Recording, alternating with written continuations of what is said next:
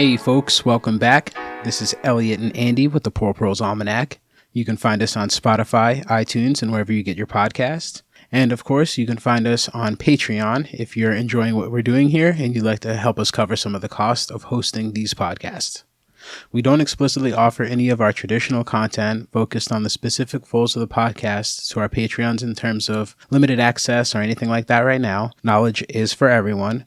But we have started up a Patreon-only miniseries called The Prologues, during which we will do some critiques on various ecological subject matters. We've also included clips of this entire series up on the Patreon as well, so if you want to hear some of that stuff and all the other episodes, go check it out. We've also released one episode that was asked by popular demand for public consumption, so that's a good place to check it out and see if you'd like to hear more. On top of this content, we've got stickers available, and we're including some footage from Andy's farm, putting our theory that we talk about in the podcast into practice. So if you want to see what's going on over there, check it out. Any support we can get to offset our actual costs, we fully and wholeheartedly appreciate, so please check us out on Patreon, and we're also on Instagram and Facebook if you want to follow us over there as well. In this episode, we'll be talking with Michael from Thieves Vinegar Collective. You might have heard of their work, primarily the EpiPen, which is kind of what they built a name for themselves with. And primarily, they've been working with 3D printing to make medicine available to people that are traditionally marginalized. For example, working with various groups to make birth control accessible in places where it isn't, various building mini labs so that people can essentially try to create their own medicines as they see fit and able to. And we have a bigger conversation about the role of self-determination when it comes to medicine and whether or not we have the right to self-medicate as we see necessary. And that comes down to this bigger question of who is an authority on our own bodies. Right. It does bring up this moral question of if somebody is in dire needs and they deem that, they need medicine, a specific type of medicine to help them out. There are barriers in place with the system that we have now that prevents some people from getting access to the things that they need. This is aimed at removing or breaking down those barriers, but it's sort of a band-aid to a bigger problem, and I think we kind of address that as well in this conversation. Yeah, and one of the things we do talk about is the role of this type of technology in terms of rebuilding new societies. For example, we talk a bit about the Zapatistas and what role this kind of technology has in organizing communities like that are outside the scope of the medical industrial complex that we're so heavily dependent on, and kind of where this fits into the diametric conversation between pharmaceutical, traditional medicine, and naturalist type medicine, that homeopathy. So it was a really great conversation. I think you guys are going to really enjoy it.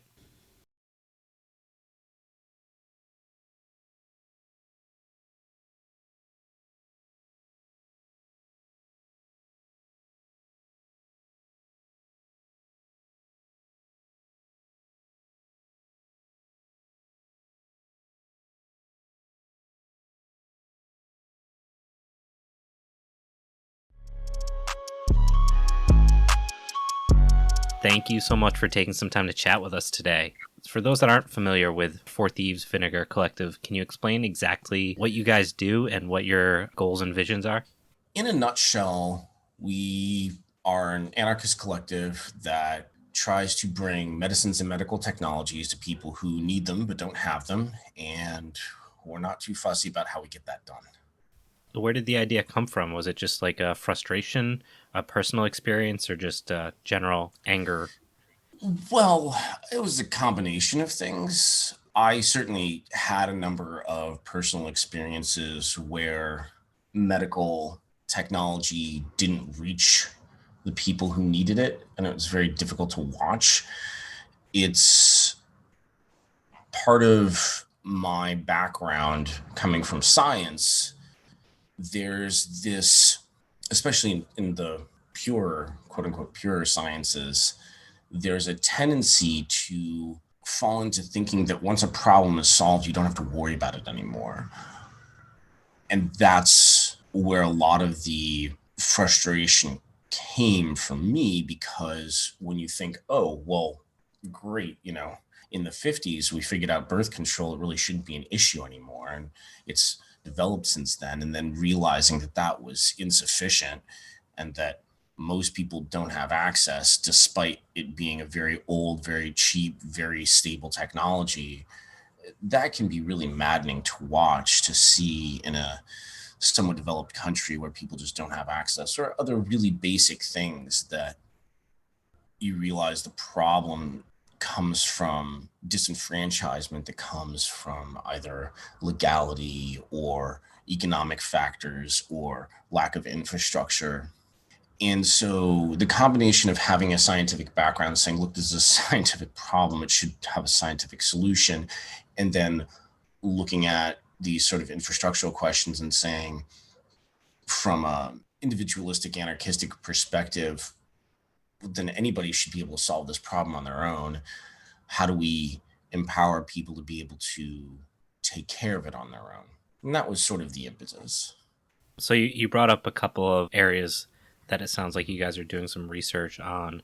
I know you guys have made a name for yourself around the EpiPencil. So I'm curious if you could talk a little bit about that and kind of the response you've gotten from that. Sure. The weird thing is that one was kind of a fluke. It wasn't an area of health that we'd focused on specifically prior to that.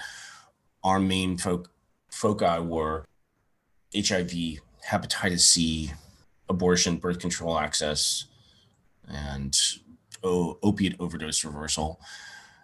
And then, of course, there was this moment shortly after we came up from being an underground organization to being an above ground organization where, Mylan Pharmaceuticals started overcharging ridiculously. And Heather Bresch, who ran Mylan Pharmaceuticals, was testifying in front of Congress and lying to Congress. And the world was kind of watching. And because we were somewhat known, we started getting a lot of requests through the web forum saying, hey, why aren't you guys doing something about the EpiPen? And I kept writing back saying, well, this kind of don't do medical hardware. This is kind of not our thing. And we kept getting messages like, hey, this, you should be.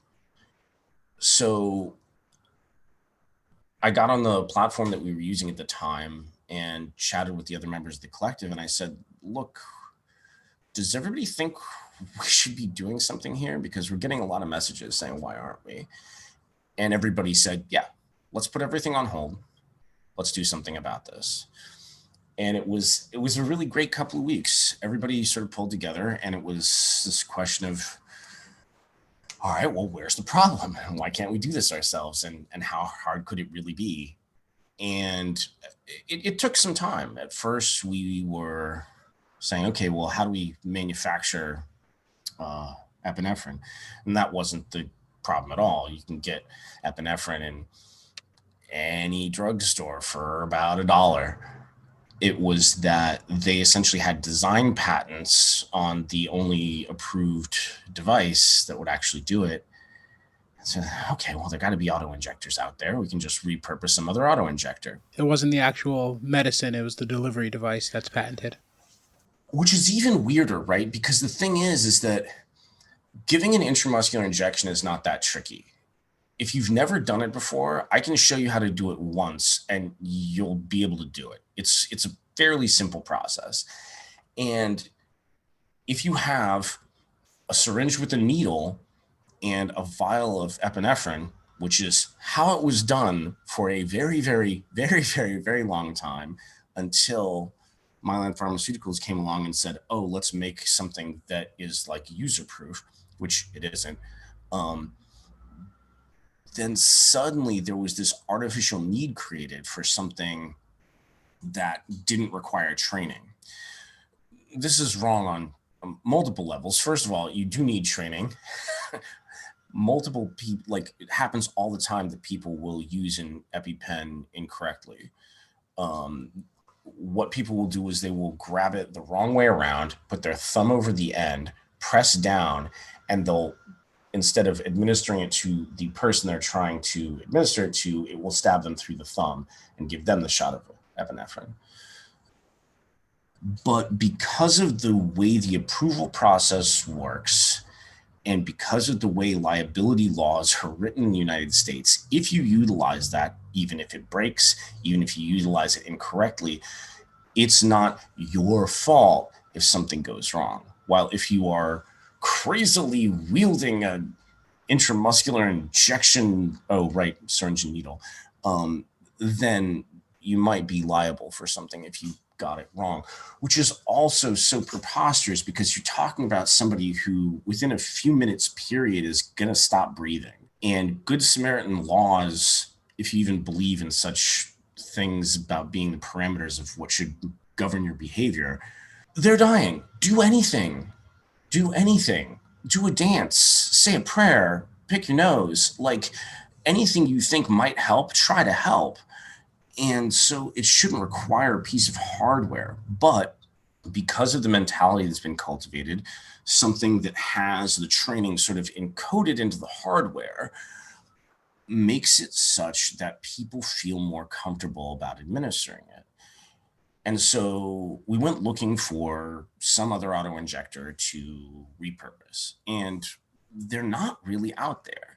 There are glucogen pens, there are the EpiPens, and then basically the only other auto injectors that are out there are ones that are designed as chemical warfare antidote auto injectors that are mainly utilized by the Israeli military. So we were kind of coming up dry. That's very specific. Very specific purpose. Is EpiPens are fucking chemical warfare agent preventatives or something. Right. And as you can imagine, the Mossad was not ready to do any business with us. So we kept looking, and it turned out that there is one other auto injector out there that's designed for needle phobic diabetics. Now, it wasn't a plug and play thing because it's designed for a very specific purpose. It's a sub-Q injection, not an IM injection, so it's a little shallower. It's designed for something that has very small volume with very thin needle. So it kind of works for what we needed, but not entirely. It's still a very small volume, but the needle that you're supposed to use is longer and thicker. It needs to go deeper, and it needs to deliver into the muscle, not into the fat layer. So we had to play around a little bit until we got something that fit and worked. But essentially, there's a way that you can pair a large needle with a small syringe, load it up, and then put it into this reloadable auto injector. And it worked, and it was great. And we got this huge response from it that we weren't expecting at all. And it was nice because, some people do know about us because of that. But that was really sort of just a side project that we picked up. And the narrative of it became even more bizarre because, the FDA came out and said, don't make your own EpiPen. And then after Heather Bresch, went back and lied to Congress some more, then they didn't drop the price. And then there was this massive recall. They had a whole bunch of them failing. And there are these really, really, really tragic stories because they're single use. If it doesn't work, you're dead in the water. And there's no way to test to see if it works or not until it's time to use it. So people generally carry two in case one fails. And there are these just heartbreaking stories of like some guy was on a cross-country flight, or maybe it was transatlantic, and his daughter ate something in the airplane food that wasn't properly labeled for allergies. She suddenly goes into anaphylactic shock. Don't worry, he's a good father. He's got 2 EpiPens. He tries one, it fails. He tries the other one, it fails, and he has to sit there and watch her die. I mean, it's just like, and there's so many stories like this, and it's so terrible. And then after that, they did the recall, and they still were failing. And then on top of that, once they fixed that, supply was not meeting demand. You couldn't get them. Because people had tried to buy them, I'm guessing, before the prices were gouged even further. And there was a shortage because a bunch probably got thrown out. On top of the fact that they needed to buy more than one because they don't work. Right. And on top of that, they go bad after 18 months. And you can't reload them or reuse them. Yeah. Yeah, my son has 2 EpiPens, so it's at least right now, I picked some up last year, so I'm about due. I think even with insurance, it was like $450 for 2 EpiPens that he didn't use, like, thankfully, but also, like, that's just fucking stupid. Right. I'm guessing Yeah. the government does you a favor by letting you use your FSA money for that each year, right? They I don't give have you a an little tax FSA. break. No, I got nothing. Oh. Anyway, and it's just tragic all the way around. And so being able to say, look, you can make your own. It costs about $30 to set up your first one. You can test it, you can reload it, and testing and reloading costs you $3 if you round up significantly. Yeah, so it's nice that it's out there. And I know you guys have been working on other projects as well. So I'm curious what's going on right now. We got a lot going on right now. It's always hard to prognosticate when things will be done, though. When you have these sorts of projects, and especially when you're operating with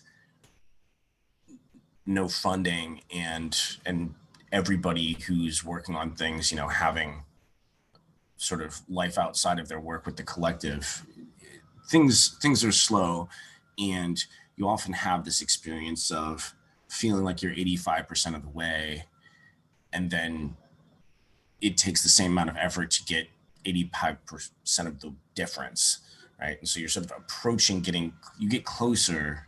It's that But it's exponential hard to factor. tell. Right. Yeah, it's hard. So, but we've got a lot of things jumping on the board. One of them that's really exciting, that is another piece of medical hardware, is that we are looking to release plans on an open source defibrillator. Yeah. So in terms of medical hardware, that's about as miraculous as you get, right? If you go into VTAC or VFib, if you have a sudden cardiac arrest, if you have a defibrillator nearby and it gets to you in time, then it's like the movies, right? Where somebody just like wakes up and goes, "What happened?" Like that doesn't happen with any other medical condition where you fall unconscious and are about to die, except that very specific cardiac rhythm that is shockable, and then it just resets and people wake up and they're like, "What happened?" So it's a miracle device. It's great. And you're seeing them pop up in public places more. You'll see the little symbol, and there's a little thing where you can break the glass, pull it out. And it's great, right? It talks you through it. It does everything. It tells you to call 911. It tells you to do CPR. It has an EKG that it's doing on the body as it goes, and it'll tell you to stop, and it'll assess. And if it's a shockable rhythm, you press a button and the person will just come back.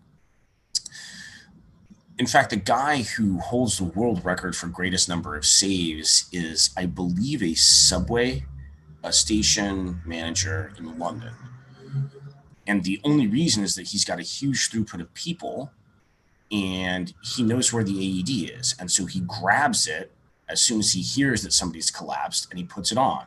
And so he saved some ridiculous number of people. So moral of the story from our point of view is, well, this should be in every home. Easy solution, right? What problem is that if you get the bargain basement ones, they're like $6,000, maybe $3,000 if you get the garbage ones. And where's most of that price? Most of that price is in the approval process and the fact that it's a company and they're trying to make money and et cetera, and all of these things. 2017, this brilliant group of researchers in Italy built a platform for developing open source medical devices. The whole idea was these sorts of things should be buildable by collaboration. People should be able to put them out there, and then people should be able to build them themselves. And they should be approvable. We should be able to go through the same process that the company would, that sets up a system by which a governing body, should you respect such a thing or lose sleep over it, would actually approve your device. And as a test bed, they did an AED. There was a guy who did his biomedical engineering dissertation on it and did a wonderful design. And we stumbled across this. And we had talked about open source AED back in the day, but we just didn't have the infrastructure or the expertise within the organization to be able to build such a thing. These guys had done it. And so we stumbled across it just a few months ago. It was in 2017. They did it just sort of as a test project, and it didn't really get much attention. We were all sort of stunned by this. So we got in touch and we said, hey, we'd like to re-release this. There are some parts that need to be updated, and we need a little more specificity so that people who are at the hobbyist level could build this without too much fuss, not people who are engineers. And they said, yeah, sure, go ahead. So hopefully we will be releasing information on how to build your own AED for about $600 US. A tenth of the cost of what of a shitty one. Right. And yeah, dropping an order of magnitude in cost I feel is the win. Absolutely. And I feel like this touches on something that we start each episode with. We talk about it all the time, but critical knowledge and knowledge that can save lives, especially, or knowledge that should be nourishing lives, like how to grow food and things like that. Knowledge is for everyone. And I feel like this definitely highlights it. And that's why I'm glad you're on today. But it doesn't seem like we should be having this problem. Like you said, the problem has already been solved, but we're fighting a different battle of getting these reasonable solutions to people who need them. I mean, one of the things that we talk about so often is how our goal is to cease to exist as an organization. We'd like to not be necessary. We shouldn't be necessary, right, by all rights. Right. Hopefully one day we will be able to say, Thieves Vinegar Collective is shutting up shop because we're no longer needed. That would be the dream. Absolutely. Yeah. So, unfortunately, we kind of live in the nightmare instead. Please stay. Yeah. We're staying as long as we're needed. We just hope we won't be needed one day. Yeah, and I think this points to, and I know we talked about it before we had started recording, our general focus has been around this idea of reimagining what things could look like once the system that we know inevitably will fails, and we start to try to rebuild and pick up the pieces and take the knowledge we've learned from the failures of the system to make a better world. Kind of how does this kind of fit into that, to like, I guess, the anarchist vision of what community would look like? Well, I think one of the central tenets of anarchism in practice is that when there's a need, you try to fill the need and you don't ask for permission, right? And the main thing that seems to bar people from having access to medicines is this sense of permission, that you don't give care unless you have been ordained by the authorities. You don't reach for care because you are not of a class of person who's been given rights to do so. And to prop this up, there is this mythology that the medical infrastructure knows best, is infallible, is in some way the final authority, is the arbiter of truth, is equipped in some unique way to be able to give advice, administer treatment, share medicines.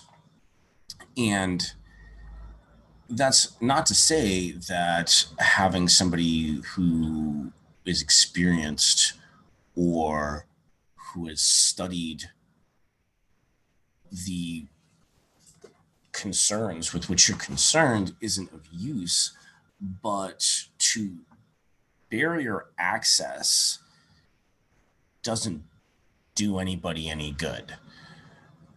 And so in terms of, to the question, the sort of anarchist theory is, well, if you know what you need, you go ahead and grab it. And in more anarcho-syndicalist way, you can say, well, we get together and we go out and get what we need. There are any number of ways to go about it. And I think that we will see more and more of that occurring. It has occurred out of necessity in the past. I see 3 major groups who have done this very well.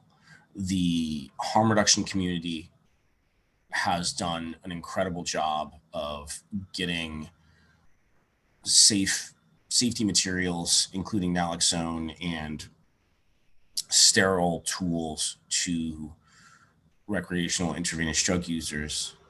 The abortion activist community has done a stupendous job of working circumlegally to get medicated abortions to people who need them as best they can.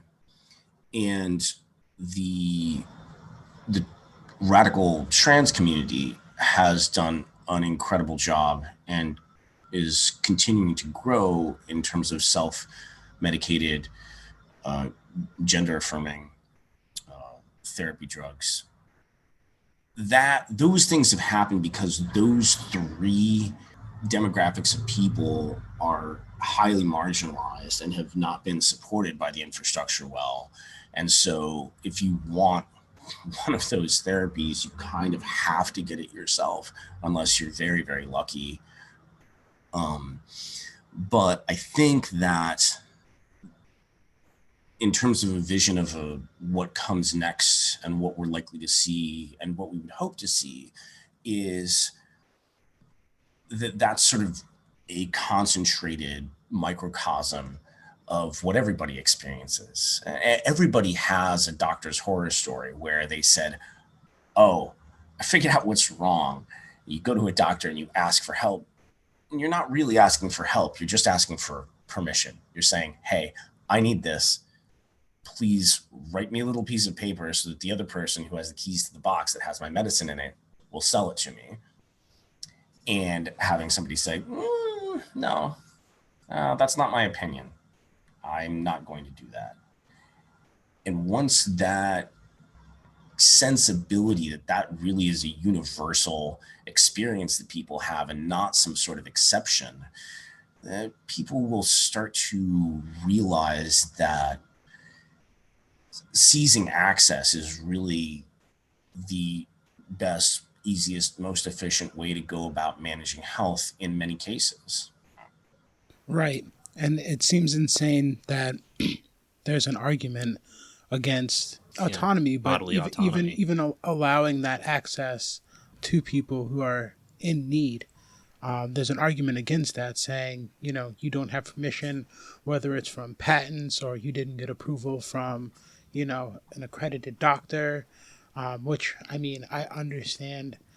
I guess I'm trying to understand the difference between being prescribed medicine and self-medicating in this sense. But I guess that's where the need comes into play. If you don't need it, I guess it's self-medicating, versus if you need it, then that's your medicine, right? I think it's maybe even simpler. And this draws back to what you guys were talking about a minute ago in terms of sort of anarchist theory. When you engage people who argue against the sort of autonomy that we're talking about, when you boil them down far enough to the point where they'll sort of cop to their axioms that underlie their philosophy, that you basically get one of 2 fairly simple camps. You get the camp where we say, look, there's a certain inherent freedom that comes with being human. There's a certain idea of self-determination, being able to make your own decisions, even if they are bad decisions, should not be infringed. Or you have this other camp of, well, most people don't know what's best for them, and we need people who know what's best to be making decisions for people to make sure that they don't do bad things by mistake or bad things intentionally, because we know better. And the underlying thing that often gets missed there in the public discourse is, well, that means that there are the special people and then there are the rest of us, and of course that comes with all of the horrible baggage that we know all too well. Yeah, so I want to ask, I think what's really interesting about this project is that while it's obviously not in defense of modern medicine as it exists today, it's also not a part of like the naturalist, which is usually considered like the counterweight to modern pharmacy. So I'm kind of curious about how you see, I guess, how that triangulated relationship plays into what you guys do and your vision and all those different components. I'll start by saying thank you for asking, because this is something about which we've thought a great deal, and it's something that I have not gotten to talk about yet. Yeah, immediately when you think about self-managed health, the first thing that comes to mind with a lot of people is like, oh, well, can you deal with this nutritionally? Are there ways that you can use stuff that is ancient in nature? You can use the old wisdom. Are there ways that you can, how much does diet and exercise get into it? And can you just hydrate and walk around a little more? Or maybe you need a little more calcium in your diet and you can take a supplement. And while those things are true, and there are lots of ways that you can improve your health through methodologies that aren't regulated, we're not needed for that. So if you say, oh, cool, well, I have a calcium deficiency, and if I take a calcium supplement or put sesame seeds on everything that I eat, or however you decide to manage it, then that's cool. We're not needed. There's no stopgap there. You just do it yourself, and great. And all of those methodologies, it's great that they're out there, and it's great that there's as much activism and literature as there is.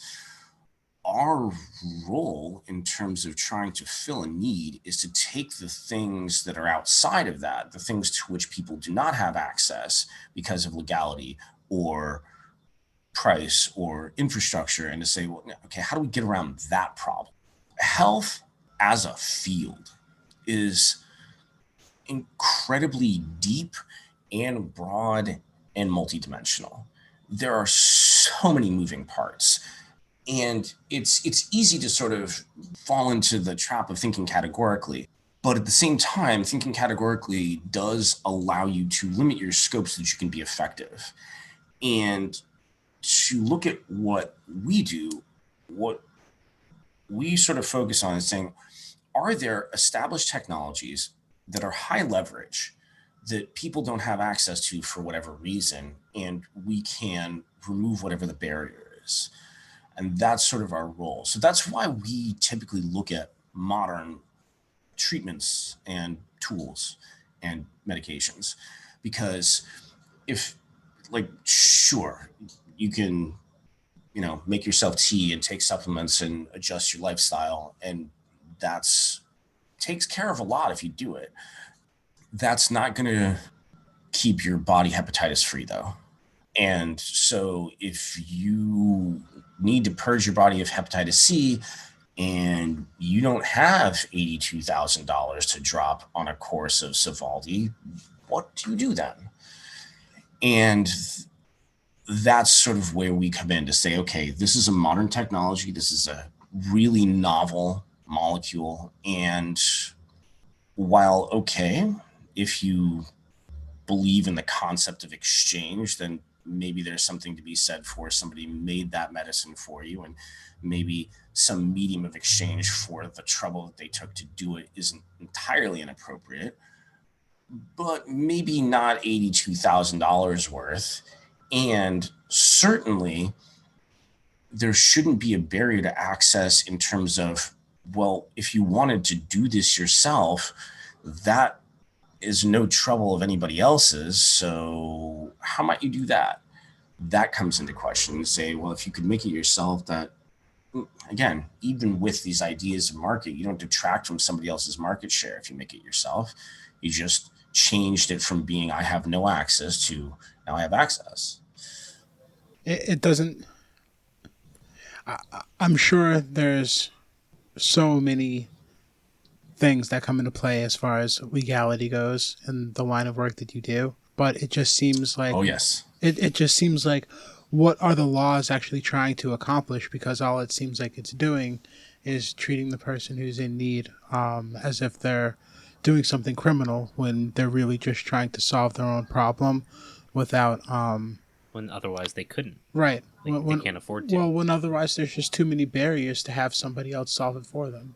yeah. And the weird thing that has occurred to me over the years as I've tried to study the forces that shape the landscape is that the people who are passing these laws and building these systems of trade and infrastructure and setting prices and producing products, they, for the most part, think they're doing the right thing, which is really easy to forget. We often think, I think a lot of us often fall into the trap of thinking that the businesses, pharmaceutical industry, the legislative process is immoral. When we look at businesses, they're not immoral, they're amoral, which is an important differentiation, right? They're looking to manufacture money, and they'd like to do that in the most efficient way possible because that's the only thing that figures into their calculus. So when you look at that, you think, well, gosh, if we could just adjust things one way or another, then what happens is that, if it made them more money to act in a way that was moral, they do that. It just doesn't figure in. They're not trying to screw people over. It's just cheaper to screw people over. Right. Yeah, they often find it's more effective or profit laden to make less medicine at a higher cost because the marginal value of increasing doesn't offset their expenses. Right, exactly. It's a pretty simple calculation if those are your only variables. Sure, you've got cost and profit, and cool. You can draw yourself a little graph, and whoop, there's our little, there's our peak point. Don't go past here. Again, that sort of thing makes sense from that perspective. And similarly, when you think about what somebody who's Secretary of Health of a nation needs to think about, there's this drastic difference that you see in perspective when you go from the microethical to the macroethical. When I have a friend whose liver is failing because they have hepatitis C, that person needs to get fixed. That's the entirety of the universe there. And I'm going to do everything I possibly can to make sure that that person can live and have a high quality of life. And those are the concerns that come. When you're operating on the scale of nations, you don't have the luxury of being able to look on that scale. You're trying to say, I'm going to make these broad stroke decisions that are going to get a lot of people hurt and killed. How do I try to minimize the number of people who are killed and try to make the hurt as less bad as I can mitigate, roughly speaking? And then, of course, there are all these questions of, and continue to do my job, right? And then the questions of things like lobbyists and who decides what you're allowed to decide come into play really fast. And so again, from looking at things from those people's perspective, it gets a little harder to blame them. I mean, I still blame them. Yeah. But but you can at least see why they're misguided the way they are. Right. And I don't know. If I'm always one to try to walk in somebody else's shoes. But if they're looking at this problem from their own standpoint and they need these things, do you think they find it reasonable to pay $82,000 if their liver is failing? Or do you think they think that that's just as ridiculous as any other person would? I think likely when operating at that scale, it's very easy to lose perspective. Right. I don't think I mean, let's start with the fact that I don't think there's any legislator out there who, if they did have to drop $82,000 on a course of treatment, it would be a problem. Right. That's fair.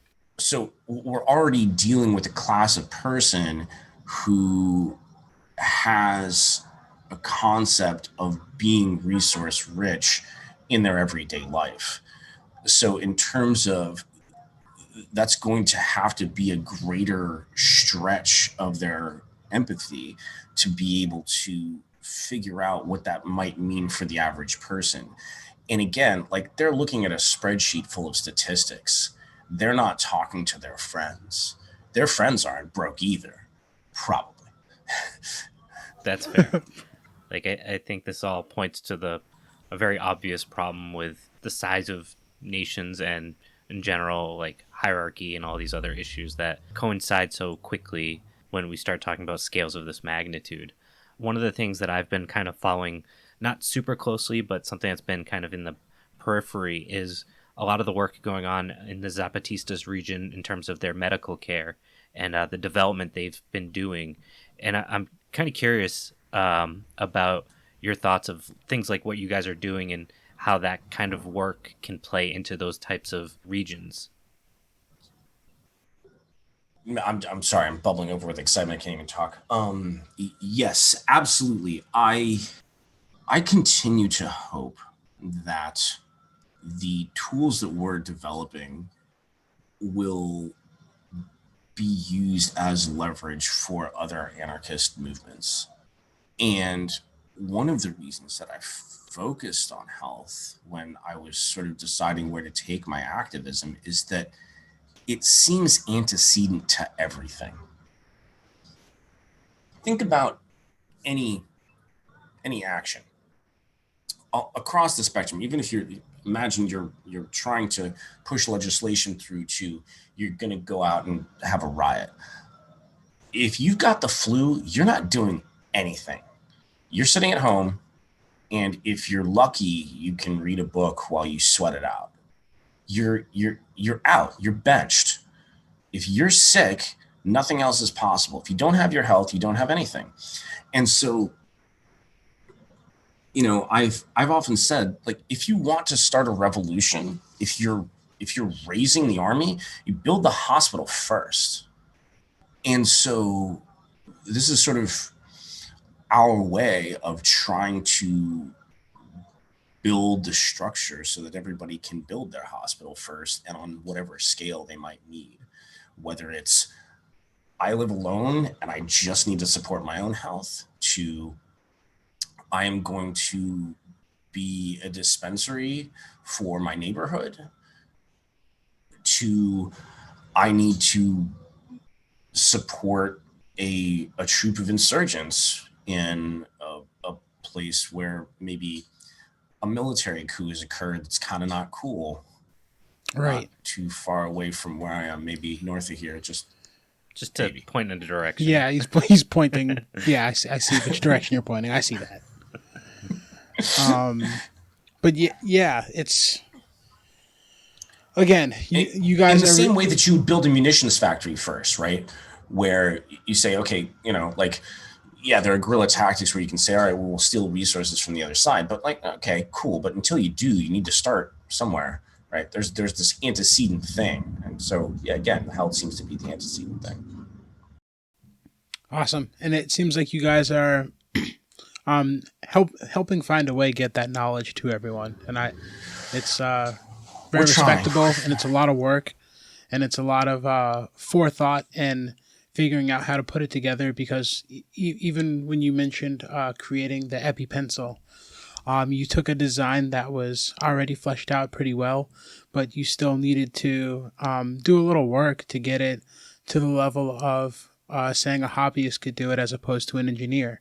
That doesn't sound like it's any big step, but I'm sure that takes a lot of forethought and planning and a lot of work.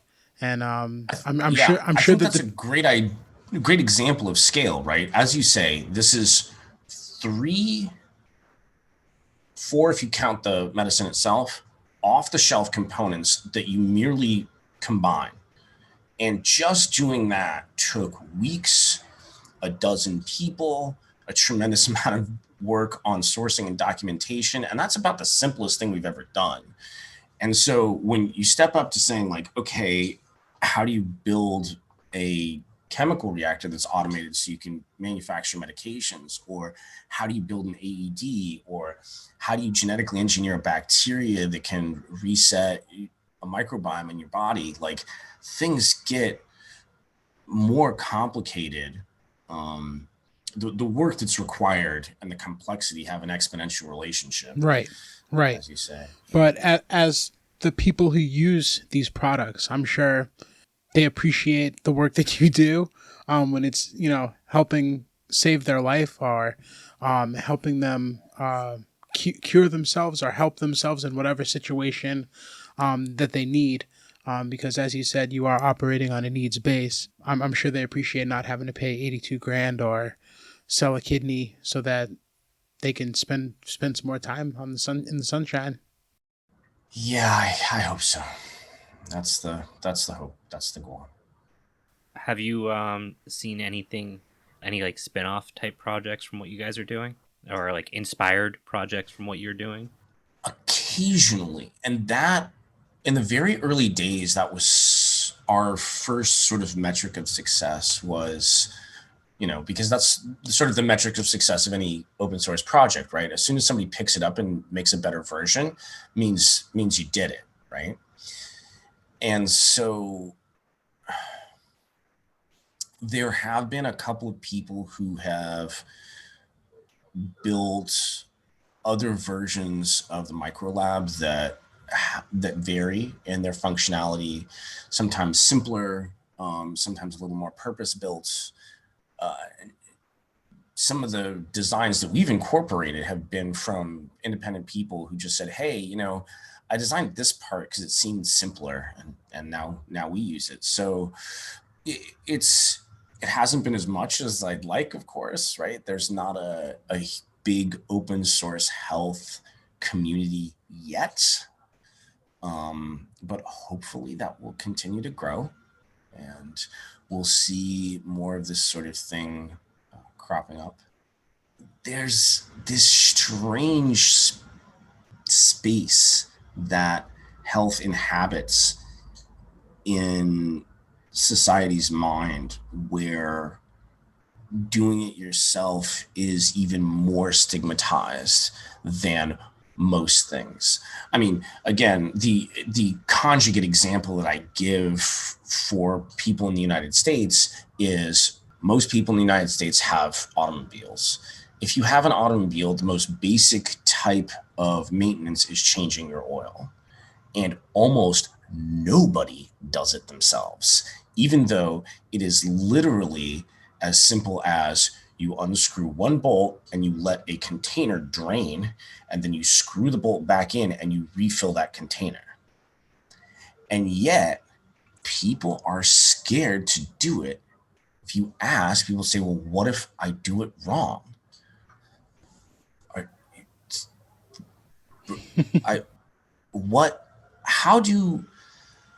I have a lot of questions. Where do you start?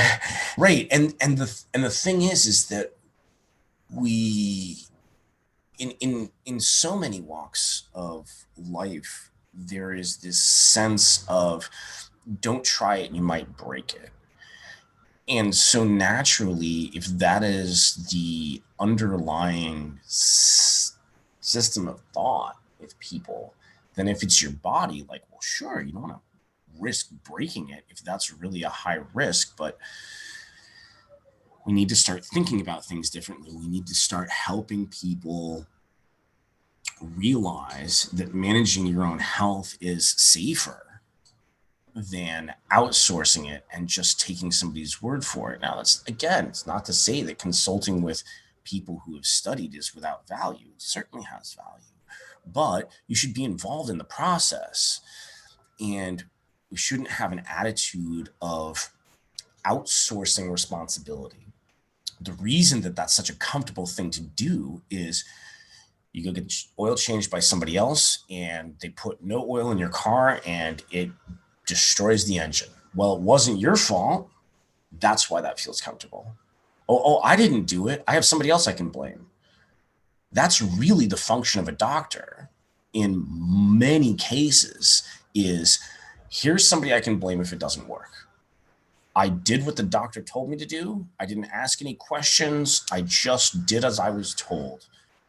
I think there's a lot of resultants from the Western trend of anti-intellectualism, where that's a thing that educated people, that smart people do. I don't know about that. I'm just a regular guy. It's like, being a regular person, I think, should encompass taking care of basic things for yourself. That same sort of empowerment that comes from knowing how to bake bread, or being able to fix things when they break, instead of being like, oh, something's wrong.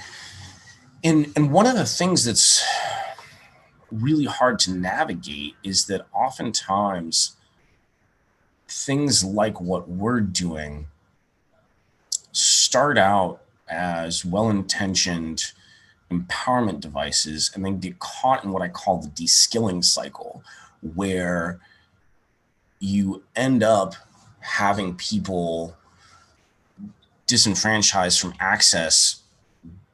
The point of access is just different. And one of the big examples of this that I experienced was, I remember a guy came to pick me up and give me a ride to a makerspace, and he looked really frustrated. And I said, "You okay?" And he says, "I've been on hold with tech support from MakerBot for the last 3 hours." And I thought, we've lost. Because the whole point, the very crux, if you read the manifestos, the whole point of 3D printing was you no longer were beholden to infrastructure if you wanted small scale manufacture. Right. And now, cool, it's a different infrastructure that you're beholden to. It's failed. It's over. And people are working to rectify that, and it's getting better, but that was just such a depressing moment. And so my greatest nightmare is that some companies starts, build some version of the micro lab that gets FDA approval, and everybody has one in the house, but then they're on the phone, trying to get the app to license them to be able to make the drug at home, and they're paying, maybe only $62,000 for the Sovaldi that they're manufacturing themselves. Right. And I'd hate to see that. And so I try and, it's hard to mitigate against the future because there's so many intangibles, but the goal is always to try and get people to keep that thought process of everything has been made by a human being. You're a human being, means you can do it too. You're just not that much different than they are. Give it a shot. Don't be scared. Yeah.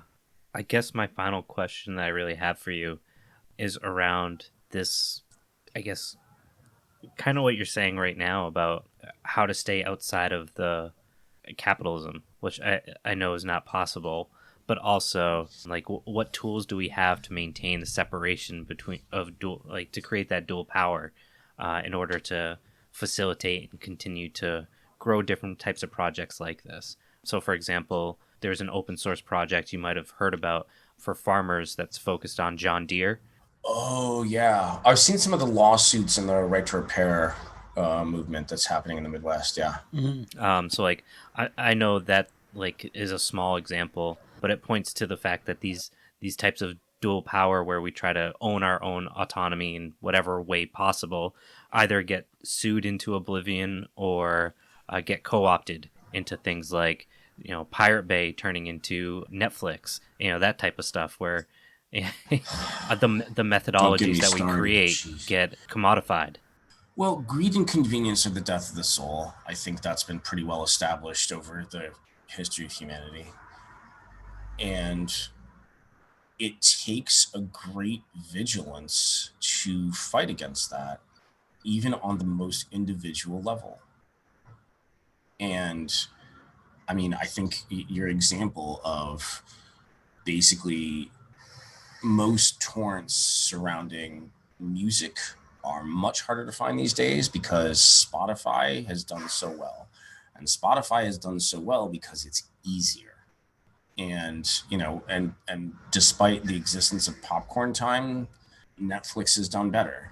And there are weird arguments to be made about, again, scale and efficiency and ease. And there are people who would rather have things genuinely on demand than wait 20 minutes and not pay a giant corporation. Mm-hmm. And then that risk mitigation.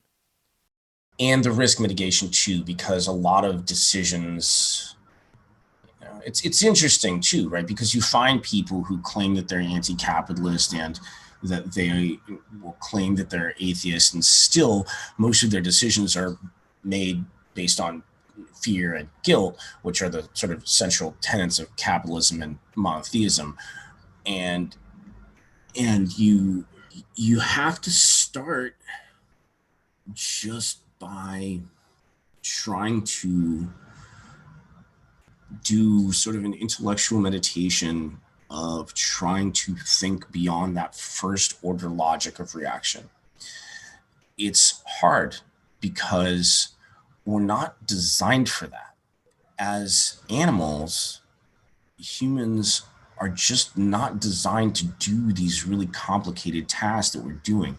Everything we do is bootstrapped, right? We're running this very recent software on this very, very, very old hardware that has not been upgraded in tens of thousands of years, if you're really optimistic. And so it takes a lot of, as I said, discipline and slow, careful thought to unpack our kind of knee-jerk reactions that happen in terms of being afraid of retribution, wanting to take a path that takes less effort. And it takes a lot. You essentially have to hack your brain. You have to hack your thought process, and you build in a patch. You're patching an outdated modus. And it takes this more complicated structure of thought to build. You sit down, you have dialogue with good people, you read, you think, you try and make up your own mind about what you decide is best and how best to go about it. And then you have to practice acting on those ideas over and over and over and over and over again until it becomes sufficiently automatic that you don't have to go through the entire process of breaking down the rhetoric down to its axioms every time you have to make a decision.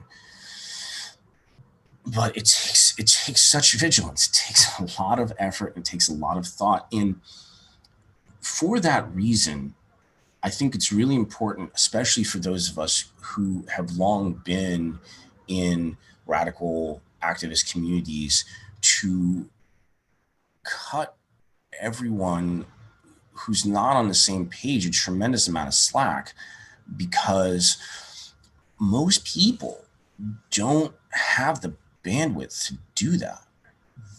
There's this perpetuation that occurs in most of the world where people are forced into a survival mode where they don't have the luxury to take the time to build those workarounds. And I don't have a great solution for how to fix that yet. But I think we should chat some more and maybe we can figure something out. Right. That's the whole point of doing this. And I'm grateful that you guys are doing it. And I think it's important. Thank you. Thank you so much for coming on. You do a great job of bringing out these conversations in a nuanced way that is important, that the world isn't in black and white, and we have to be better than the other side, is I think what it comes down to. We have to be more thoughtful Right. And I think something was touched out on this conversation as well was we do have to be better than the other side. But at the same time, we have to be aware of falling into, one of those two camps that we had mentioned earlier, where we're not being the ones saying this is what's best for everybody and this is the way to do it. Yes. I find and that's what you're saying about hacking your brain and patching it over so that you're not falling into that camp. It's a very fine line, and it does require a lot of vigilance and discipline. And it seems like that being your main tenet is going to steer you in the right direction towards where you're actually needed versus where your intentions lie. And I think that's very important. And ultimately, as you say, I think this is a really critical element and it's one of the things that I think a lot of people find paradoxical, is that if you're truly an anarchist, you don't think that everybody should subscribe to your values. Mm-hmm. You say, this is what I think, and this is what I think is best for me, and I might have it right and I might have it wrong, and so might you. Right. And I think the underlying truth is nobody knows. So maybe if everybody has a billion different ideas, then one of us is going to be right, and then we'll have learned something. Well, I think even more than that, is there a right? Is there a right for anybody except any given individual? And how would I even know what's best for anybody except for me? And I probably don't even know what's best for me, but at least I should be able to make my own decision. And I should have sufficient respect for everybody else to let them make their own decision. My goal is to keep all of those in mind as I make decisions moving forward with, I guess, life in general, walking through this world. And that's why I'm glad we started this podcast, because we have these conversations, and it was great having you on to talk about what you're doing and have the more philosophical conversation about how we think about self-determination and medicating ourselves and saving ourselves from when it's needed. And each other when we have the chance. Absolutely. Every time. As always, if you enjoyed the episode, please give us a review on iTunes, which heavily impacts our outreach to new listeners and helps us bring on new and exciting guests. We appreciate your support, and we hope you enjoyed this conversation. Thanks, guys. Thanks for listening to the Poor Pro's Almanac.